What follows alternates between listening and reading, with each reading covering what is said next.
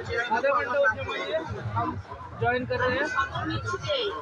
সকল মিস্ত্রিদের বিদ্যুতের বাড়ির বিদ্যুতের কোনো সমস্যা হলে আমি নিজে ঠিক করার চেষ্টা করব না। বড়দের জানাবো।